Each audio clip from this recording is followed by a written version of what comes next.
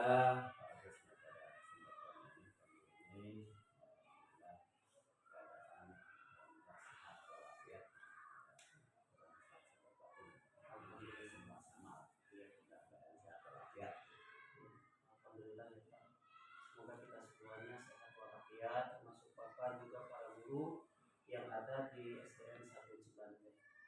Nah Bapak, sebelumnya mohon maaf ini izin saya selaku calon guru penggerak mendapatkan tugas untuk mewawancarai yaitu pimpinan sekolah. Kebetulan pimpinan sekolah di sekolah saya pribadi yaitu Bapak selaku kepala sekolah, pimpinan saya di SDN 1 Cibante. Saya mendapatkan tugas di modul 3.1 untuk mewawancarai pimpinan ataupun kepala sekolah di induk atau di kepala sekolah yang ada di SDN 1 Cibante ini. Apakah Bapak bersedia untuk diwawancarai pada kesempatan hari ini, Pak? Alhamdulillah, ya, bagus. Terima kasih atas kesediaan atau partisipasi Pak Agus dalam mengikuti kegiatan program sekolah penggerak. Memang itu merupakan salah satu program pemerintah yang harus kita dukung, harus kita laksanakan. Apalagi sekarang Pak Agus ada tugas mengenai misalkan tugas modul 3.1 itu ya. Terima kasih dan kita Bapak bersedia untuk diwawancarai sebagaimana kita itu berbagi ilmu lah. Bagaimana pengalaman kita di sekolah kita berbagi ilmu, bagaimana kita menyelesaikan masalah. Bapak sangat bersedia dan ucapkan terima kasih. Iya. Sama-sama, begitupun saya Pak, terima kasih banyak atas waktunya sudah bersedia untuk diwawancarai pada kesempatan hari ini.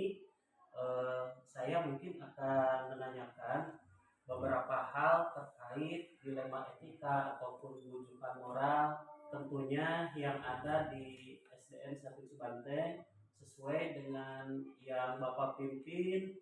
Barangkali di sekolah ini ada kiranya hal-hal kedilemaan ataupun rujukan moral yang dirasa mungkin perlu tindak lanjut ataupun penyelesaian bagi Bapak pribadi ya, selaku kepala sekolah di SDN 1 Cibante ini.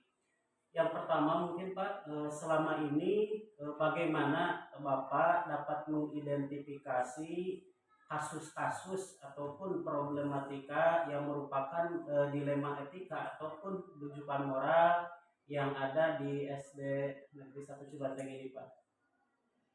Ya mungkin Pak Agus ya, saya yang melihat kalau kita melihat dalam kegiatan ya baik itu kegiatan kita di sekolah terutama baik itu kegiatan guru maupun kepala sekolah, memang dalam pelaksanaannya itu kita menemukan beberapa hal atau beberapa kasus yang perlu kita selesaikan, perlu kita musyawarahkan, perlu kita rundingkan. Memang kasusnya banyak.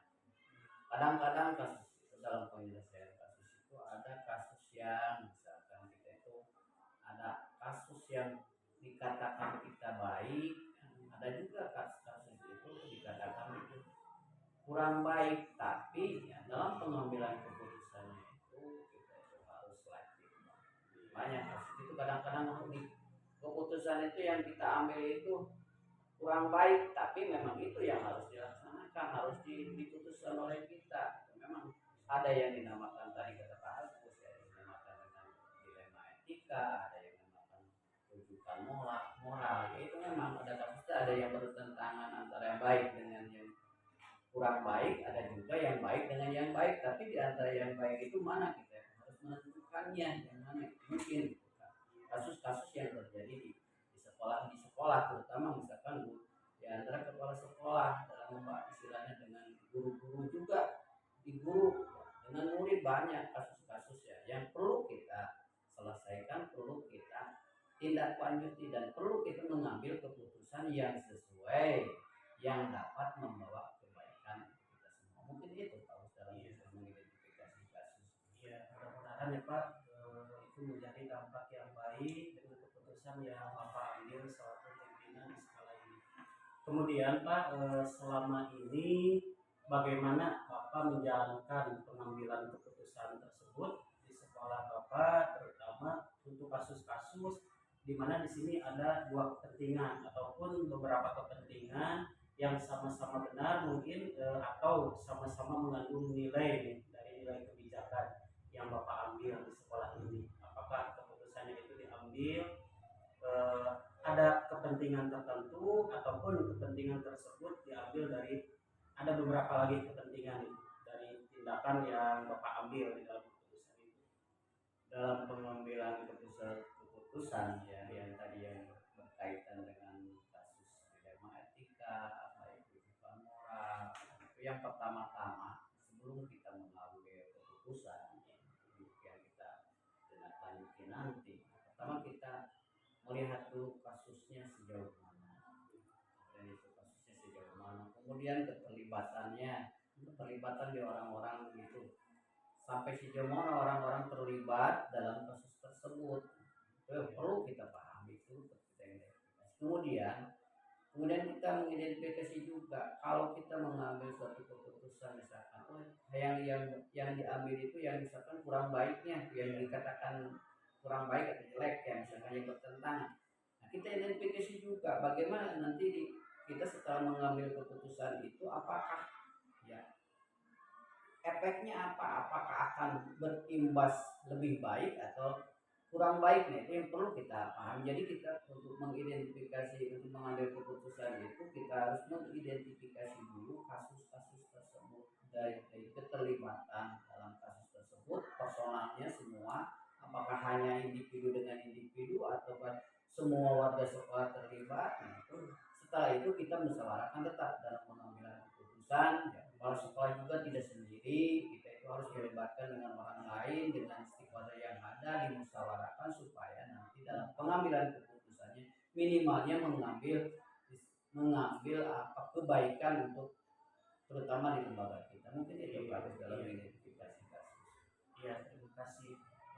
Di pertanyaan selanjutnya Pak, adakah langkah-langkah atau prosedur Bapak seperti apa nih yang biasa Bapak lakukan selama Bapak menjadi pimpinan di sekolah SDN 1 Cibanteng, baik itu terhadap perangkulan warga sekolah, mungkin bisa saja di luar adanya guru ataupun siswa, katakanlah warga sekolah yang ada di luar lingkungan sekolah kita. Bagaimana cara Bapak merangkul bisa dikatakan warga masyarakat tersebut agar mungkin suatu permasalahan yang ada di sekolah itu mungkin bisa diketahui oleh warga masyarakat, tetapi mereka pun juga nantinya bisa memberikan masukan-masukan agar penyelesaian masalah di sekolah ini terbantu nih Pak.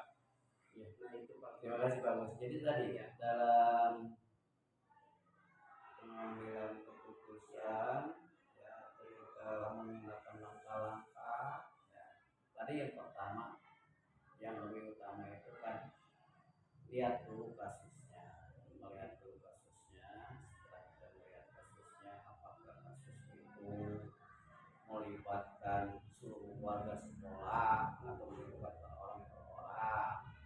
Setelah kita tahu dari kasusnya apa, kemudian kadang-kadang ya kasus itu bisa diselesaikan waktu itu juga, tapi kemudian ada juga kasus yang perlu pemikiran, perlu pembahasan, perlu menggunakan langkah-langkah untuk penyelesaiannya, untuk prosedur kasus. Nah, selain daripada itu juga setelah kita dipikirkan langkah-langkah prosedurnya, kemudian kita bermusyawarah dengan stakeholder yang ada. Kadang-kadang kita melibatkan misalnya komite sekolah, tapi itu berkaitan dengan bagaimana kasusnya yang terjadi di sekolah kita itu. Jadi tidak semua kasus itu harus melibatkan orang banyak, tidak. Tapi bagaimana kasusnya, kedalaman kasusnya, jenis kasusnya. Kadang-kadang kasus ini perlu diselesaikan waktu itu juga ya, diselesaikan dengan waktu itu juga. Atau kasus ini adalah kasus yang perlu pemahaman atau perlu istilahnya mengidentifikasi dulu ya, atau mengungkapkan pemikiran. Nah, itu juga sama, itu melibatkan gitu. Tapi kan kita itu punya tujuan dengan apa? Tujuannya apa? Dengan menyelesaikan kasus itu, kita itu ada imbasnya kepada sekolah kita, ada nilai baiknya kepada sekolah kita. Itu yang perlu dipikirkan itu mungkin baru dalam mengambil langkah-langkah ya, dan mengambil langkah-langkah penyelesaian kasus. Baik, terima kasih Pak. Selanjutnya nih pertanyaannya, hal-hal apa saja nih yang selama ini mungkin Bapak anggap efektif, bahkan menurut Bapak ini lebih efektif ya dalam pengambilan keputusan pada kasus-kasus dilema etika. Ini pengambilannya mungkin hal yang dirasa lebih efektif nih ini dari Bapak sendiri. Yang dirasakan Bapak dalam menyelesaikan permasalahan yang pernah terjadi di sekolah kita, baik itu personal, baik itu mengenai kelembagaan, yang intinya kita itu harus terbuka, harus bekerja sama ya dengan guru-guru yang ada di kita, dengan tokoh-tokoh yang ada di kita. Insya Allah itu yang dirasakan Bapak efektif dengan dalam penyelesaian masalah itu. Kadang-kadang dalam penyelesaian masalah personal baik lembaga juga, kalau diselesaikannya ya misalkan oleh kita sendiri, itu kan tidak akan berjalan lancar. Tapi dengan kita bermusyawarah, dengan kita mencari tahu lah masalah ini bagaimana, kita mengambil dari setiap sumber yang dipercaya, baik dari personal guru yang kita diambil, kemudian kita ditelaah, oh bagaimana nanti setelah mencari sumber-sumber yang diambil dari setiap guru, dan kita musyawarahkan, oh berarti pengambilan keputusannya harus seperti ini. Jadi kita tuh jangan mengambil keputusan itu toh bagaimana kita sendiri saja, oh sudah kalau sekolah keputusannya harus ini, tidak. Tapi kita itu harus berdiskusi, harus bermusyawarah dengan semua warga yang ada di sekolah kita itu, tapi kita selektif. Bagaimana masalah itu, apakah itu masalah itu perlu diberitahukan kepada orang lain, atau masalah itu perlu diinformasikan kepada orang lain, itu tergantung kepada masalahnya. Itu mungkin bagi yang efektif, terutama kami itu melaksanakan dengan cara musyawarah atau mencari atau meminta bantuan dari rekan-rekan yang ada di sekolah kita. Jadi itu mungkin dari yang paling efektif itu dalam menyelesaikan masalah. Ya, jadi tetap berkolaborasi ya, berkolaborasi itu diutamakan.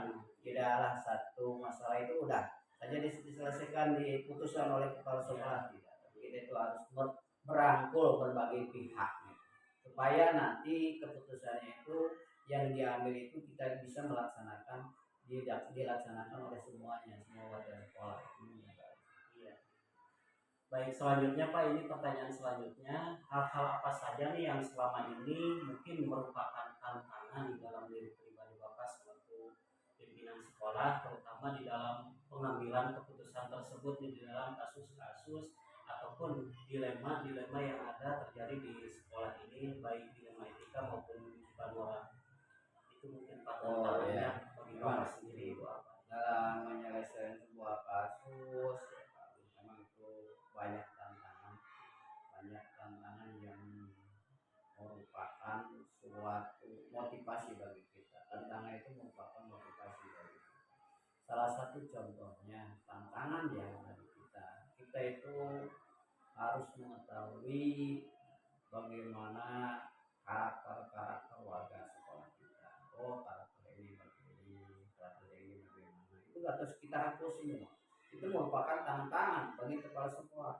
Jadi misalkan kepala sekolah itu harus berada di orang tersebut, di setiap orang itu harus berada, itu harus tahu oh ini begini, ya itu harus ada di sana. Misalkan yang B begini, kita harus berada di sana. Nah itu yang pertama tantangannya, harus mengetahui karakter, misalnya kepribadian ya, misalkan kepribadian dari personal kita yang dibina oleh kita, yang ada di lingkungan. Itu yang pertama. Yang kedua, tantangan dalam mengambil keputusan. Tadi kadang-kadang kita itu kita misalkan kepala sekolah, terutama bapak, tapi yang dihadapi itu kan berbagai macam. Kadang-kadang ada usianya yang lebih tua. Kadang-kadang gitu juga harus dipertimbangkan. Bagaimana kalau kita itu mengambil keputusan itu supaya ya orang yang lebih tua dari kita itu memahami keputusan yang akan diambil oleh kita itu merupakan salah satu tantangan. Itu tantangan yang lebih utama tadi, kepribadian, kemudian menghadapi orang-orang yang lebih tua, orang-orang yang lebih senior dari kita, tapi kita harus mengambil keputusannya. Itu merupakan tantangan bagi kita. Makanya kita belajar sebelum kita jadi sama di guru juga kan. Kita itu ada teman-teman, ada permasalahan itu juga sama. Bagaimana menyelesaikan masalah itu? Bagaimana menyelesaikan permasalahan dengan teman? Bagaimana menyelesaikan masalah antara orang tua, ya, orang tua kita, murid kita, yang murid-murid kita? Bagaimana itu menyelesaikan itu harus dipahami oleh kita semua. Kita juga harus, oh orang tua ini begini, anak ini begini. Nah itu harus kita itu harus masuk di sana supaya kita mengetahui kepribadian. Mudah-mudahan dengan masuknya kita di orang tersebut mengetahui kepribadiannya, mengetahui wataknya, sosialnya, insya Allah permasalahan-permasalahan yang timbul itu akan dapat diselesaikan dengan baik. Mungkin itu Pak, merupakan tantangan bagi kita. Jadi tantangan itu mungkin kalau misalkan ada 7 guru, kita selaku pimpinan sekolah mengetahui dari 7 karakter tersebut. Minimal kita itu mengetahui, apalagi kita sudah ada di dalamnya, jadi kita mengetahui oh ini harus kesini. Mungkin kalau kita sudah tahu ada di dalamnya, kadang-kadang kita bisa mengalirkan ke suatu arah itu akan lancar. Beda dengan kita ini ke utara, saya misalkan bapak ke selatan, otomatis tidak akan bertemu, tidak akan sinkron seperti itu. Makanya kita itu harus tahu lah, minimal tahu di antara teman-teman kita itu oh ini harus memahami lah. Sungguh memang dilema sekali ya Pak, menjadi seorang pimpinan, apalagi Bapak selaku kepala sekolah, untuk mengetahui berbagai mungkin karakter baik itu dari para pendidik yang ada di sekolah maupun muridnya. Baik Pak, selanjutnya mungkin apakah Bapak memiliki jadwal tertentu nih dalam sebuah penyelesaian kasus dilematika? Apakah Bapak langsung menyelesaikannya di tempat langsung atau memiliki sebuah jadwal, misalkan untuk menyelesaikan ini tidak serta-merta hari itu juga seperti yang Bapak katakan tadi, mungkin bisa saja di waktu yang lain, apakah langsung di tempat tertentu, bagaimana nih prosedur yang Bapak ambil dalam penjadwalan pengambilan keputusan tersebut? Bisakah di tempat itu juga dengan hari itu juga, ataupun seperti yang Bapak katakan di awal tadi, bisa saja di hari kemudian itu mencari waktu yang lebih baik lagi? Gimana nih Pak pengambilan ataupun penjadwalan yang dirasa mungkin Bapak ada jadwal ataupun spontanitas saja Bapak tanpa jadwal dengan mengambil keputusannya mungkin itu? Dan memang secara prosedural ya Pak Gus, yang sudah pengalaman yang dialami oleh Bapak dalam menyelesaikan masalah itu kadang-kadang tidak memiliki jadwal yang khusus. Kadang-kadang ada masalah ini ya perlu diselesaikan sekarang, ya diselesaikan sekarang. Tapi ada juga permasalahan yang perlu kita diidentifikasi dulu kasusnya. Nah, kemudian kita membuat misalkan setelah tahu tadi jadwalkan penyelesaiannya, misalkan diambil misalkan dalam penyelesaian masalah itu bisa diambil di rapat-rapat di rapat dengan dinas dengan guru-guru, kadang-kadang seperti itu. Tapi itu bagaimana kasusnya, bagaimana permasalahannya, tidak semua permasalahan buatlah jadwalnya diselesaikan waktu nanti tanggal 1, tidak. Bagi situasional saja dalam penyelesaian masalah. Ya kadang-kadang kan masalahnya juga ada yang misalnya yang seperti apa, harus diselesaikan masalah seperti sekarang ya, harus seperti itu. Tapi ada masalah juga yang permasalahannya itu bisa diselesaikan dalam tenggang waktu yang sekian, kadang-kadang seperti itu. Ya, ada juga kan masalah yang harus diselesaikan itu juga, karena kalau tidak diselesaikan waktu itu juga akan berimbasnya kurang baik ya. Terutama bagaimana itu kalau masalah-masalah yang ada di sekolah seperti itu mungkin harus. Iya baik.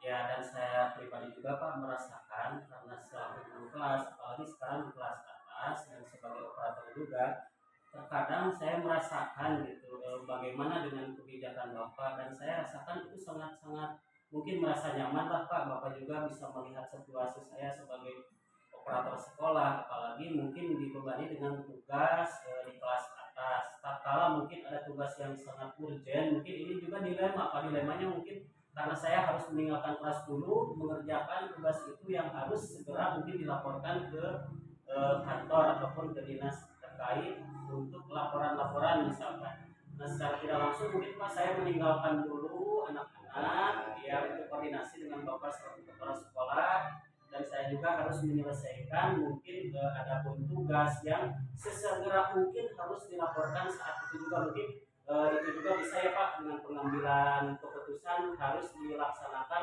saat itu juga, walaupun rujukan moralnya nih saya meninggalkan dulu kelas mungkin tak apalah demi apa, demi mungkin kebaikan sebagaimana tugas yang secepatnya urgen harus dilaksanakan gitu. Terima kasih. Salah satu contohnya memang itu bagus ya dalam melaksanakan tugas kita, contoh tadi bagus. Iya.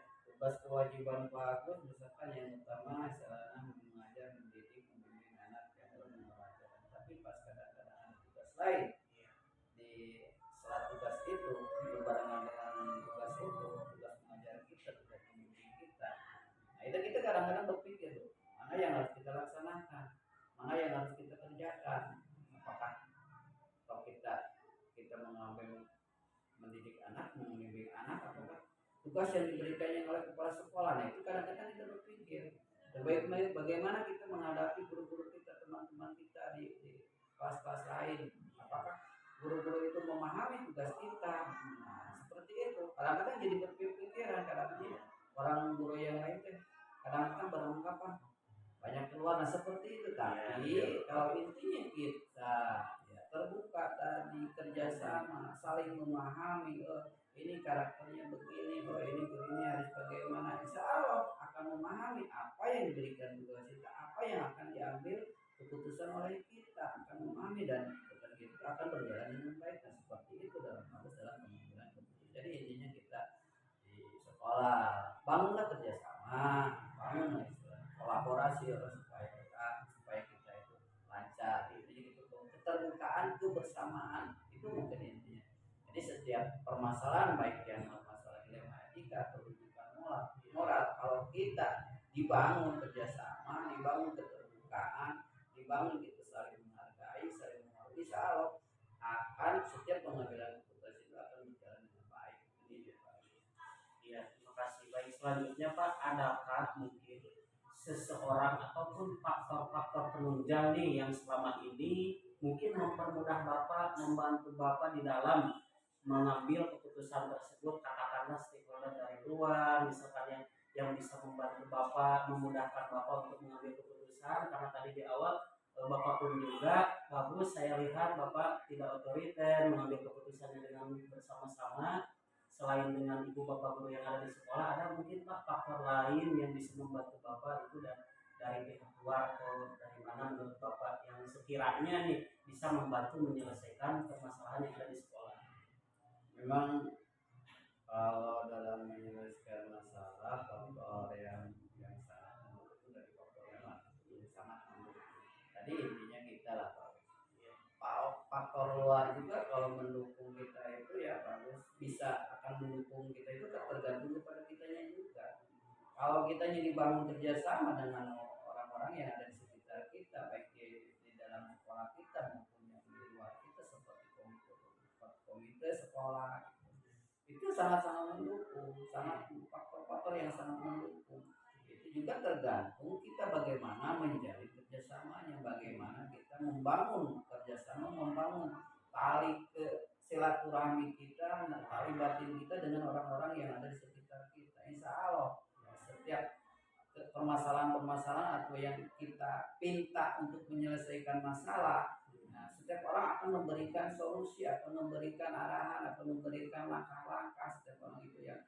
Kalau kitanya dengan orang-orang yang ada di sekitar kita itu dibangun kerjasama seperti itu. Jadi kami ya semua tidak hanya ini saja, ada guru-guru ini saja yang dapat membantu istilahnya menyelesaikan masalah. Jadi yang Bapak rasakan semua warga yang ada di sekolah ini sangat membantu, sangat mendukung terhadap penyelesaian masalah. Asalkan kita tadi kuncinya kita itu ya dibangun tali silaturahmi kita, tali batin kita dengan rekan-rekan kita yang ada di sekitar kita. Itu mungkin bagus ya. Terakhir nih Pak, pertanyaannya mungkin dari semua hal yang telah Bapak sampaikan barusan, mungkin adakah pembelajaran yang Bapak dapat selaku pimpinan di sekolah ini yang dapat Bapak petik dari berbagai pengalaman-pengalaman nih Pak yang bisa Bapak ambil dari berbagai mungkin dilema etika ataupun rujukan moral dari tiap waktu ke waktu yang ada di sekolah ini yang bisa Bapak ambil itu apa menurut Bapak ya?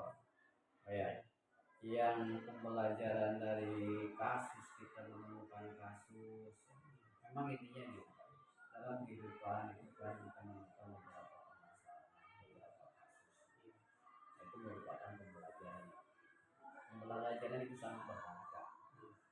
Dalam menyelesaikan masalah itu, pembelajaran bagi terutama bagi diri Bapak ya, dalam menyelesaikan kasus itu mungkin yang menambah kita apa? Menambah dewasa kita, menambah secara emosi kita, bagaimana istilahnya menyelesaikan, bagaimana menahan kita emosi kita, bagaimana menahan perasaan kita seperti dari kasus-kasus tadi. Jadi semakin banyak kasus yang diselesaikan, semakin banyak kasus yang kita terima itu akan membuat kita itu lebih kuat, lebih tegar, makanya lebih dewasa ya. Makanya kita itu jangan menghindar dari kasus, tapi kasus itu selesaikan dengan baik supaya apa? Tahu kita kasus ini begini, menambah wawasan kita. Kalau kasusnya begini, menambah misalkan emosi kita, mata kita nih. Jadi sangat berharga lah dalam menyelesaikan kasus itu, sangat berharga terutama bagi diri Bapak, menambah kedewasaan, menambah emosi kita. Kadang-kadang kalau kita misalkan dari kepala sekolah, ada kasus ini.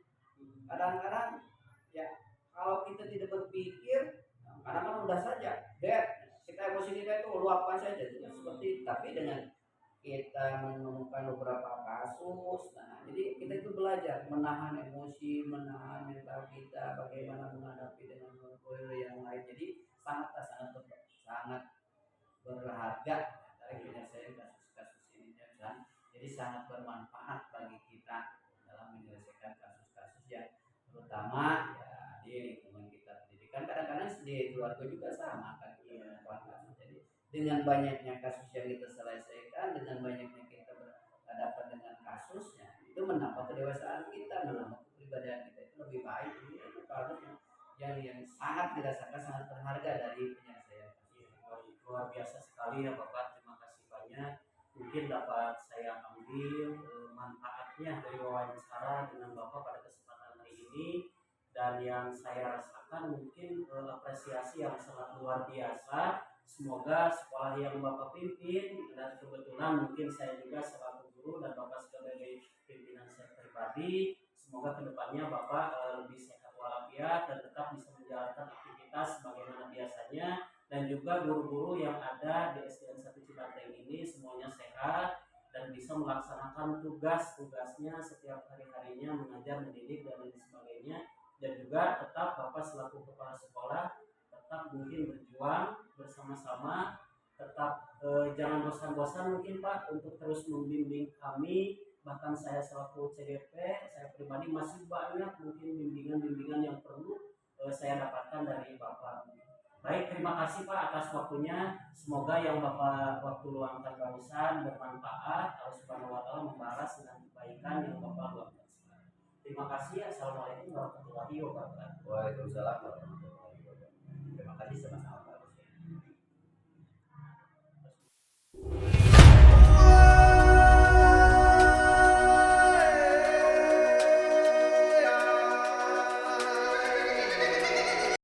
Assalamualaikum Bapak. Waalaikumsalam warahmatullahi wabarakatuh. Bagaimana Pak kabarnya pada kesempatan hari ini? Alhamdulillah baik, terima kasih. Ya, alhamdulillah. Semoga Bapak selaku pimpinan mungkin di SDN Nango senantiasa sehat walafiat dan bisa mengemban tugas sebagaimana mestinya. Amin. Nah, sebelumnya Bapak mohon maaf nih mengganggu waktunya. Saya pribadi mungkin adalah CDP Angkatan 9 Kabupaten Tasikmalaya. Mendapatkan tugas mungkin di sini di modul 3.1 untuk mewawancarai pimpinan sekolah, baik itu yang di induk tadi sudah saya laksanakan dengan Bapak Agus, kemudian sekarang dengan Bapak di SDN Nango selaku kepala sekolah di SDN Nango. Baik, kita mulai Pak. Di sini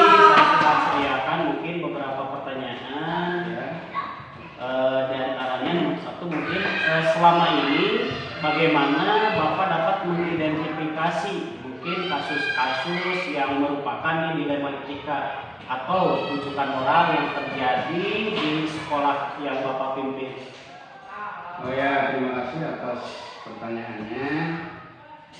Selama ini atas pengalaman yang saya dapat sebagai pimpinan di sekolah ini, tentu saja apa yang disebut dengan rujukan moral atau dilema etika, tentu saja kami mendapatkannya selama ini. Ya, apa yang disebut dengan rujukan moral itu kan kita harus membuat keputusan secara benar atau salah. Kemudian jika permasalahan itu sama-sama benar, nah disanalah yang disebut dengan dilema etika menurut saya. Iya, baik. Kemudian Pak, yang selanjutnya mungkin selama ini Bapak di sekolah, bagaimana nih kira-kira Bapak menjalankan dalam langkah pengambilan keputusan di sekolah yang Bapak itu, terutama nih untuk kasus-kasus di mana mungkin kasus tersebut ada dua kepentingan yang sama-sama benar dan sama-sama mungkin mengandung nilai kebajikan. Iya. Ya, terima kasih. Tentu saja yang saya lakukan pengalaman yang saya lakukan, terutama saya harus menganalisanya dulu. Ya, kasus tersebut ya lebih analisis dari berbagai sisi, dari berbagai kepentingan dan sebagainya. Kemudian setelah itu tentu saja saya harus mendengarkan pendapat, masukan, saran dari guru, dari komite atau dari tokoh masyarakat di lingkungan sekolah ini. Nah setelah itu baru saya membuat keputusan atau mengambil keputusan. Bagus ya, jadi Bapak tidak mengambil keputusan sendiri walaupun pimpinan serta kepala sekolah di SD Nango tetap berkolaborasi, membutuhkan masukan-masukan dari para guru. Oh iya, bagus sekali Pak. Iya, tentu saja. Kemudian Pak, langkah-langkah apa atau prosedur seperti apa nih yang Bapak tempuh, yang biasa Bapak lakukan selama ini sebagai pimpinan sekolah? Langkahnya mungkin. Oh, langkah-langkah untuk menangani permasalahan gitu ya? Iya, untuk menangani permasalahan menjaga saya harus melihat dulu siapa yang terlibat dari permasalahan tersebut. Kemudian setelah itu baru saya analisis permasalahan tersebut, seberapa besar urgensinya, ya itu dan lain sebagainya. Kemudian tentu saya harus mencari alternatif solusi untuk mencari. Kemudian ya terakhir tentu saja saya harus membuat keputusan. Betul bagus ya Pak. Ya. Jadi tidak spontan ketika itu juga masalah langsung diputuskan. Oh tidak. Dianalisis. Iya dulu. Iya tentu saja. Bagus langkah-langkahnya Pak. Ya. Kemudian yang selanjutnya, hal-hal apa saja nih yang selama ini Bapak anggap efektif mungkin di dalam pengambilan keputusan di dalam kasus-kasus dilema etika di sekolah Bapak ini, hal yang menurut Bapak anggap efektif saja ini? Yang menurut saya efektif ya, tentu saja banyak. Tetapi yang paling penting, yang paling utama, tentu orang yang terlibat permasalahan tersebut legowo atau berbesar hati untuk menerima keputusan yang saya putuskan. Itu yang paling besar menurut saya ya. Jadi sehingga permasalahan itu tidak berlarut-larut. Tentu saja harus berbesar hati, itu yang paling utama. Jadi masalah itu sebetulnya dihadapi ya Pak, bukan malah menjauhi ya. Benar. Tetap harus diselesaikan. Tidak hari ini pun juga, mungkin dianalisis bisa besoknya. Bisa besarnya. Baik, selanjutnya Pak, hal apa saja nih yang selama ini merupakan tantangan mungkin bagi diri Bapak pribadi? Adakah tantangan dalam pengambilan keputusan kasus dilema etika? Pasti sebagai pimpinan kepala sekolah ya di sekolah SD Nango, ada tantangan tersendiri bagi Bapak ketika mendapatkan masalah di sekolah. Itu seperti apa Pak? Hal apa saja? Ya tentu saja. Ada tantangannya. Tentu saja ada tantangannya. Kenapa? Karena saya harus memutuskan satu permasalahan, padahal sebetulnya masalah tersebut sama-sama penting. Betul. Nah, kemudian tentu saja, tetapi harus ada satu yang didahulukan. Yang lebih urgen. Yang lebih urgen itu tantangan yang saya hadapi. Kemudian yang saya rasakan itu keputusan saya itu benar atau salah itu ya dalam hati saya begitu. Tetapi ya kok boleh buat karena memang itu yang harus didahulukan. Salah satu yang harus didahulukan. Walaupun sebenarnya menurut hati saya, apakah saya ini sudah benar tidak memutuskan itu? Iya. Itulah tantangan yang paling besar ya. Iya, bagus sekali Pak. Iya, Bapak mungkin sebagai leader di sekolah ini tetap berkolaborasi dengan rekan-rekan mungkin untuk menyelesaikan permasalahan. Dan lain dari itu Pak, apakah Bapak mungkin memiliki sebuah katakanlah atau katakanlah jadwal tertentu ataupun waktu luang tertentu untuk menyelesaikan kasus dilema etika? Katakanlah kalau terjadi kasus dilema etika bujukan moral di sekolah, kan tidak serta-merta hari itu juga perlu dianalisis. Apakah Bapak mempunyai jadwalnya atau mungkin jadwalnya sesuai dengan penyelesaian di sekolah tersebut? Oh iya, terima kasih. Iya. Selama ini pengalaman saya tidak pernah memiliki jadwal khusus. Nah, tetapi tatkala ada permasalahan itu ya tentu saja permasalahan itu kan juga harus dihadapi ya, bukan dihindari. Ya tentu saja harus. Tetapi saya tidak memiliki jadwal bahwa hari ini atau besok harus selesai, lusa harus selesai, tidak. Nah, kemudian langkah-langkah yang tentu saya tempuh tentang jadwal harinya, berapa harinya ya saya tidak bisa menentukan. Tidak ditentukan bahwa harus selesai 2 hari, harus selesai 3 hari. Saya tidak membuat jadwal seperti itu. Iya, baik. Kepastian seperti itu. Lantas selanjutnya Pak, adakah mungkin seseorang atau faktor-faktor yang menjadi dukungan bagi Bapak sebagai pimpinan di sekolah ini untuk membantu mungkin mempermudah Bapak di dalam menyelesaikan pengambilan keputusan? Katakanlah mungkin Bapak juga sebagai leader tetap membutuhkan seseorang ataupun faktor lain yang sekiranya mendukung Bapak untuk menyelesaikan permasalahan mungkin dilema etika dan rujukan moral di sekolah, terutama di SD Nangah ini Pak. Ya, faktor-faktor yang membantu saya tentu banyak. Ya, sebagai salah satunya tadi kan saya sebutkan bahwa rekan kerja, para guru, komite, tokoh masyarakat itu faktor yang menurut saya itu sangat penting untuk menyelesaikan satu permasalahan. Kemudian tidak kalah pentingnya faktor yang berikutnya adalah faktor lingkungan. Betul. Ya, faktor lingkungan, adat istiadat masyarakat lingkungan tentu itu sangat mendukung faktor itu ya. Kemudian orang tersebut, orangnya yang terlibat dari permasalahan tersebut, kata saya juga ya orang yang bisa profesional atau berbesar hati dalam menerima berbagai macam keputusan yang sudah diputuskan. Itu faktor yang menurut saya sangat penting.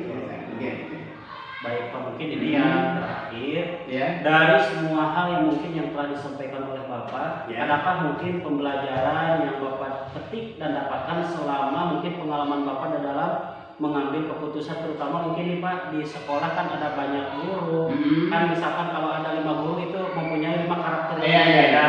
Pasti Bapak selaku pimpinan itu mungkin sangat-sangat ekstra untuk tahulah karakter si A, B, sampai si C itu agar lebih nyaman mungkin pendekatannya harus seperti apa.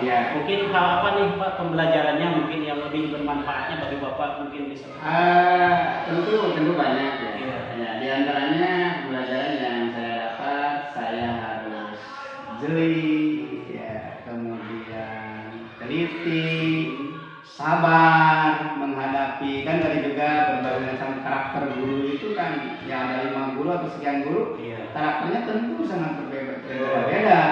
Nah, kita harus teliti, kemudian ya sabar menghadapinya, gitu ya. Itu yang menurut saya dilema ya. Iya, menurut saya itu apa istilahnya manfaat atau apa ya istilahnya faktor apa tadi itu ya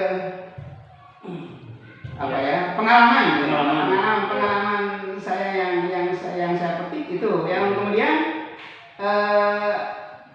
dari kepemimpinannya maka saya bisa memutuskan sesuatu secara bijak, gitu kan, dari segi kepemimpinannya itu bisa memutuskan segala sesuatu dengan melihat dari berbagai sisi dan lain seperti tadi saya sebutkan ya, dari lingkungan, masyarakat dan lain sebagainya. Itu yang saya dapat, pengalaman yang saya dapat selama ini menjadi pimpinan di sekolah ini. Iya, baik, terima kasih Pak. Mungkin Dari berbagai pertanyaan yang saya tanyakan kepada Bapak, alhamdulillah semuanya mungkin sudah Oh terjawab. ya, ya. Dan saya mungkin Pak selaku mungkin guru ya di SDN 1 Cibanteng, Ya. sebelumnya dan sesudahnya mungkin ucapkan terima kasih telah senantiasa berkenan diwawancarai oleh saya Pak pada kesempatan hari ini. Semoga saya doakan mungkin Bapak berikut, mungkin para guru dan tenaga pendidik yang ada di sekolah ini bisa bersama-sama mungkin untuk meningkatkan mutu pendidikan yang ada di SDN Nangor mungkin Pak.